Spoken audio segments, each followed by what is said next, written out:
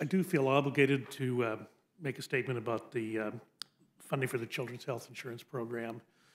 Of course, you know, Mr. Chairman, that bill, a 5-year bill, passed the floor of this House in a bipartisan fashion the first week in October. Yes, it is true that we did not meet the September 30th end of the fiscal year requirement.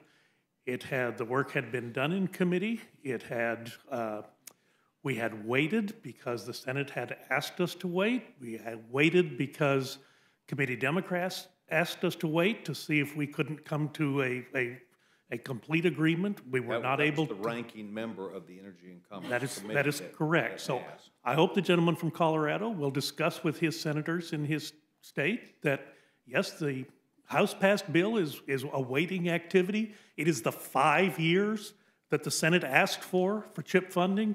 I preferred a 2-year bill. I thought, well, when you pass the Affordable Care Act, you authorize the Children's Health Insurance Program to the end of fiscal 2019.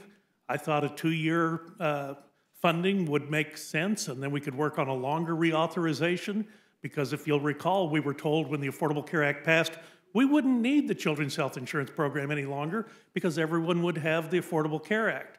Turns out we do need it, and I think it deserves I thought it deserved a more thoughtful approach than trying to get it done during this year.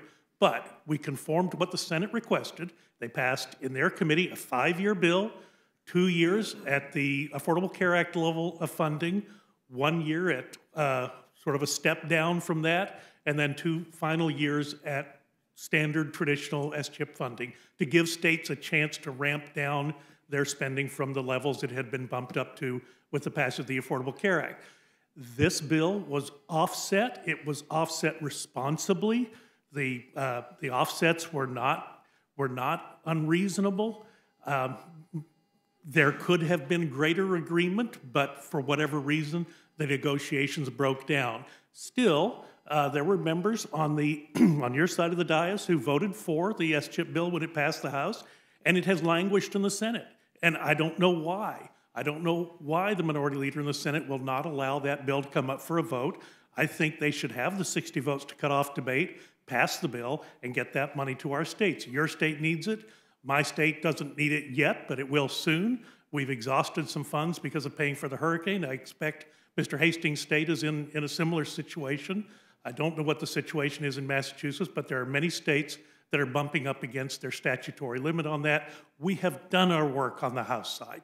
We have done our work, and it now is, it is actually this time truly the Senate's move next. Thank you, Mr. Chairman, for allowing me to get that off my chest. We spent a lot of time working on that in committee this year. Well, the gentleman, as we know, the gentleman serves